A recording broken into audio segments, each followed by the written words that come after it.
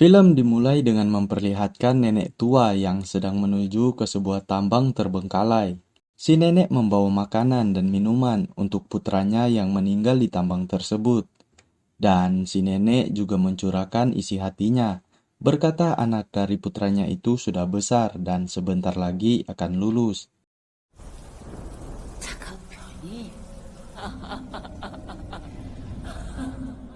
Ketika pulang dari tambang, terlihat cuaca begitu buruk dan ada bukit yang sedang longsor.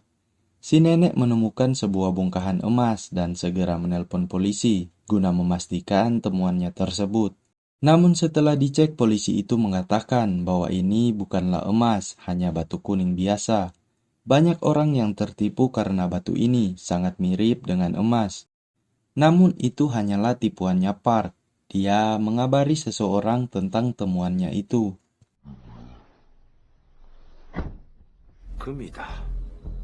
Scene berpindah ke pria bernama Kisung yang didatangi putrinya karena semalaman tak menjawab telepon. Sontak putrinya pun marah ketika menemukan baju Kisung yang kotor.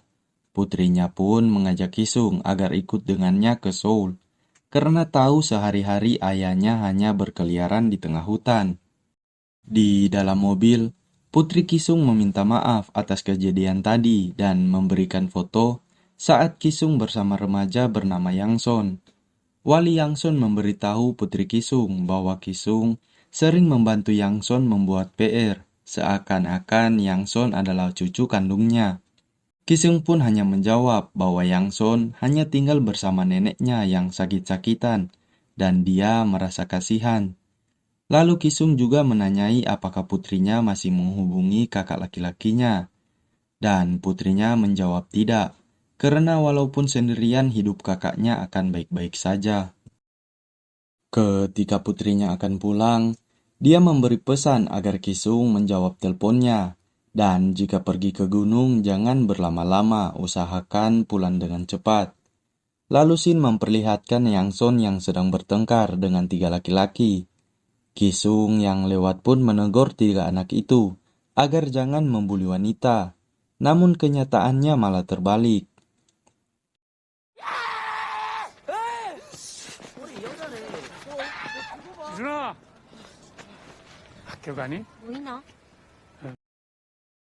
Kembali ke polisi Park dan timnya yang sedang mempersiapkan barang-barang yang diperlukan. Terlihat Kisung yang lewat dan melihat mereka. Tujuannya ke kantor polisi untuk meminjam senapan berburu. Namun salah satu polisi berkata bahwa ada longsor yang terjadi dan mereka melarang warga untuk pergi ke gunung. Kisung yang merasa curiga itu pun tak mempercayai perkataan polisi tersebut dan bersikeras akan naik.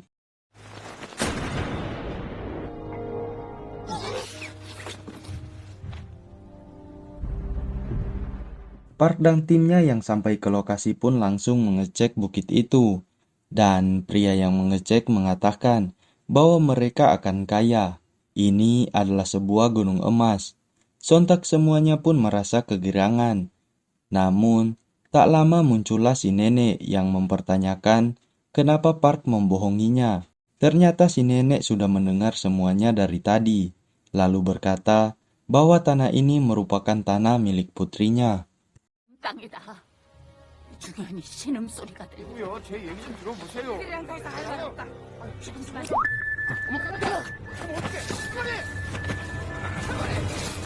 Shin pun flashback ke masa lalu saat putra si nenek atau ayah Yangson memberontak di sebuah tempat. Ayah Yangson marah dikarenakan mereka menipu istrinya, menjual tanah yang dia tak ketahui, yang mana pada saat itu ayah Yangson sedang berada di tambang. Terlihat ibu Yangson yang tak berhenti menangis karena merasa bersalah salah membeli sebuah tanah.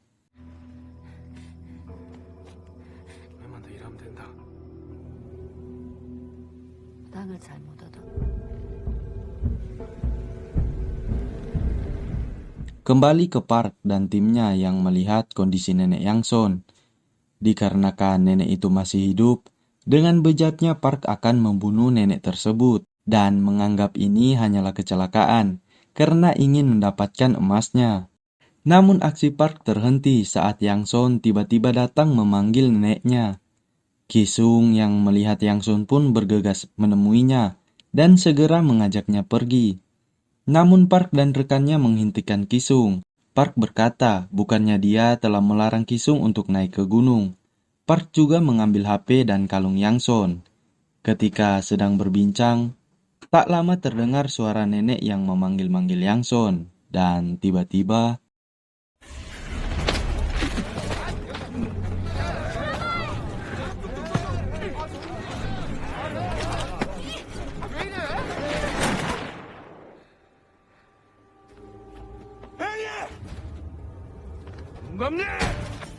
kejar-kejaran pun terjadi. Ketika Kisung dan Yang Son sedang bersembunyi, Kisung menulis sesuatu di belakang foto yang diberikan putrinya. Kisung menyuruh Yang Son agar turun mengikuti jalan pintas dan memberikan foto itu kepada kepala polisi teman Kisung. Yang Son pun bergegas untuk turun dan Kisung mencoba mengalihkan perhatian Park dan timnya.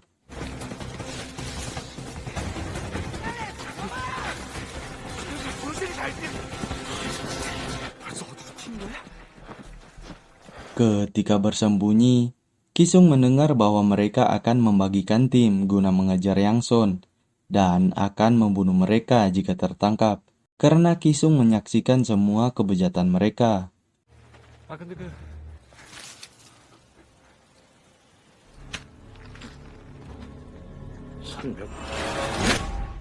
Scene pun flashback saat di rumah duka. Terlihat ayah Yang Son dan Kisung yang sedang berbincang. Ayah Yang Son memberikan cincin istrinya kepada Kisung karena cincin itu pemberian anak laki-laki Kisung ketika masih berpacaran dengan istrinya. Namun Kisung menolak cincin tersebut dan berkata agar tak usah membicarakan masalah tersebut. Kembali ke Park dan timnya, mereka menyuruh pria berjas itu untuk membunuh Kisung.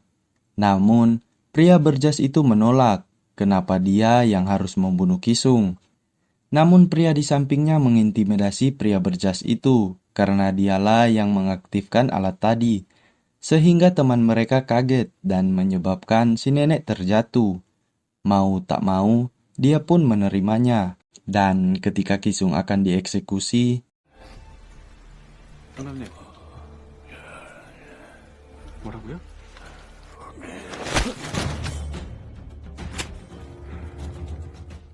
beralih ke Park yang bertemu temannya. Teman Park membantu untuk membuatkan alibi, yang mana mereka akan menaruh senjata Kisung di samping mayatnya, dan si nenek tua akan dikubur. Mereka akan berbohong bahwa si nenek dibunuh oleh Kisung atas dasar kelalaian berburu. Tak lama, dua rekan mereka menelpon mengabari bahwa mereka menemukan Yang Son dan suara tembakan pun terdengar. Sontak Kisung pun langsung berlari menuju arah suara tembakan tersebut, sampai akhirnya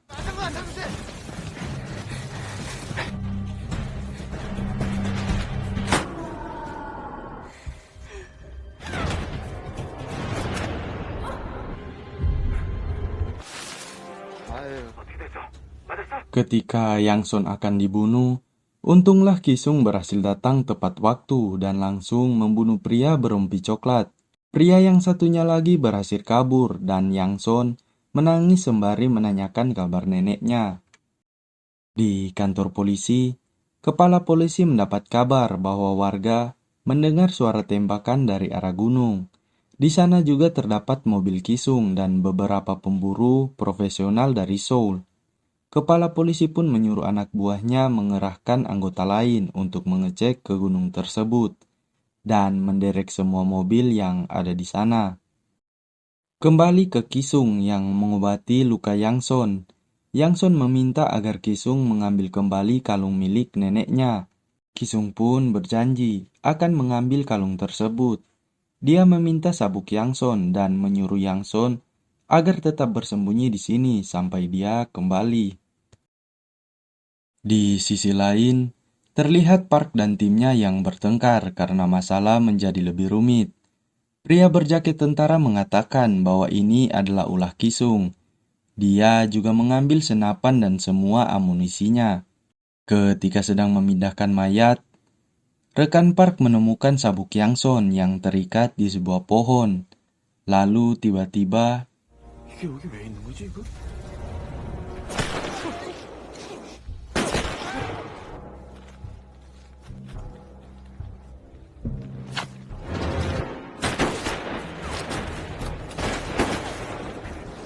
kejar-kejaran pun kembali terjadi, sampai ke arah sungai. Baku tembak pun tak bisa dihindarkan. Kisung sebisa mungkin bertahan dari gempuran Park dan timnya. Sampai akhirnya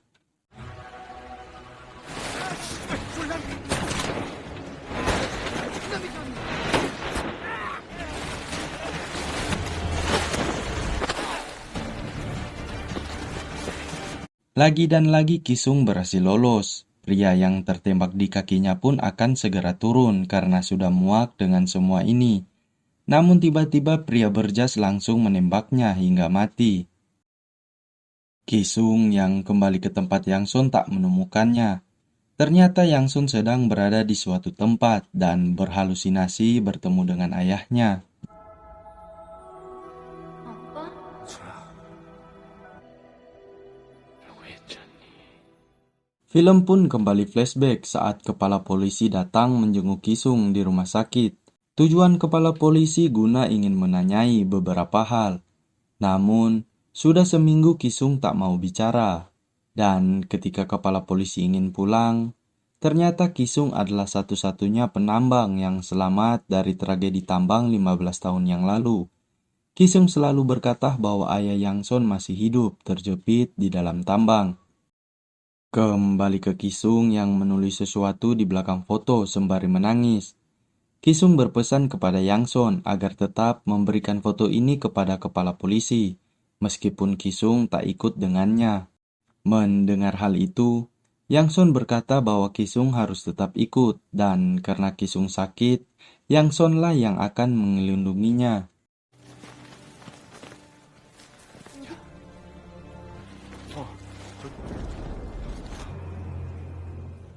Di malam hari, Kisung dan Yang-son berhasil dikejar oleh Park dan teman-temannya. Mereka menembaki Kisung tanpa henti. Yang-son berniat untuk membantu Kisung, namun dia dihajar oleh anak buah Park. Kisung yang melihat itu pun marah dan menghajar pria berjas layaknya seorang binatang.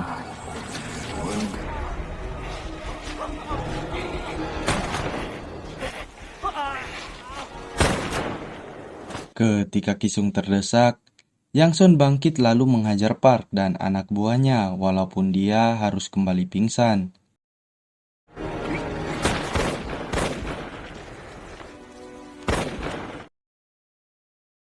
Kisung membawa Yang-son ke tambang yang kita lihat di awal tadi. Terlihat Kisung yang menangis dan meminta maaf kepada ayah Yang-son, yang ternyata dulu sebelum mati ayah Yang-son memberikan Kisung tanggung jawab untuk menjaga Yang-son. Tak lama, Yang-son pun kembali terbangun. Dia berkata bahwa dia bertemu dengan ayahnya dalam mimpi. Ayahnya mengatakan bahwa Kisung tak salah apa-apa dan Kisung pun memeluk Yang-son sambil menangis.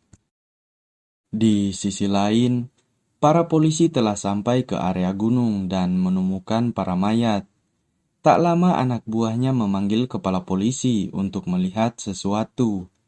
Yang ternyata, emas yang kita kira selama ini hanyalah batu kuning biasa. Mereka juga menemukan mayat si nenek dengan tangan yang menjulur ke atas.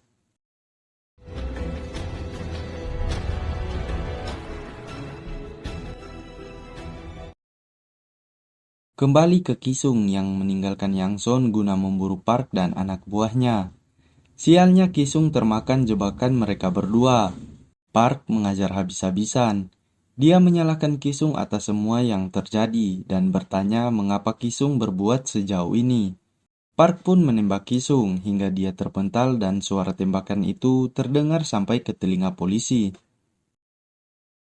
Park dan anak buahnya terlibat perkelahian kecil. Tak lama, tiba-tiba sebuah peluru bersarang ke dada anak buah Park.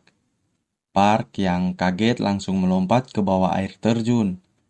Park yang kesal itu pun menyuruh orang yang menembak itu untuk keluar. Yang ternyata Kisung masihlah hidup. Dia melompat bersama mayat anak buah Park, lalu menodong Park dengan senjata. Dikira semuanya telah berakhir, Park pun menguapkan kekesalannya mengapa Kisung mati-matian melindungi Yang Son. Dan tiba-tiba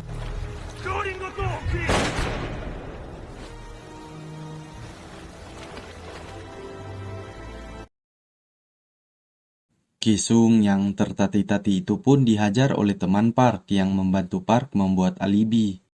Teman Park itu berniat akan menembak Yang Son. Namun, Kisung berusaha sekuat tenaga untuk menghalaunya, sampai akhirnya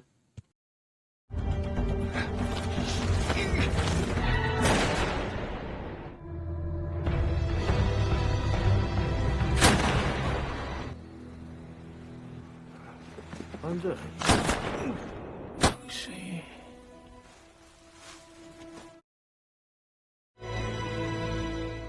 setelah semuanya berakhir, terlihat Putri Kisung yang menangis histeris karena melihat jasad ayahnya. Putra Kisung juga menatap cincin yang dipegang oleh polisi, dan kepala polisi itu memberikan cincin itu kepada Yang Son. Yang Son juga memberikan foto yang sebelumnya telah diamanatkan oleh Kisung. Ternyata saat ibu Yang Son dan putra Kisung berpacaran, ibu Yang Son telah hamil. Itulah mengapa ayah Yang Son memberikan cincin itu kepada Kisung. Karena Yang Son adalah anak dari putranya Kisung. Dengan kata lain, Kisung adalah cucu kandung Yang Son. Itulah alasan mengapa Kisung rela mati-matian untuk melindungi Yang Son. Dalam surat itu, Kisung berkata, "Untuk kepala polisi yang terhormat, Yang Son adalah cucuku. Sekalipun dia lahir dalam kondisi keterbelakangan mental, tapi dia adalah seorang anak yang baik hati. Kedepannya dia akan menghadapi banyak cobaan. Kuharap semua ini tidak akan mempengaruhi kehidupannya. Tolong bantulah dia. Ini adalah permohonan terakhirku sebagai seorang kakek." Lalu film pun berakhir. 당신이 선물.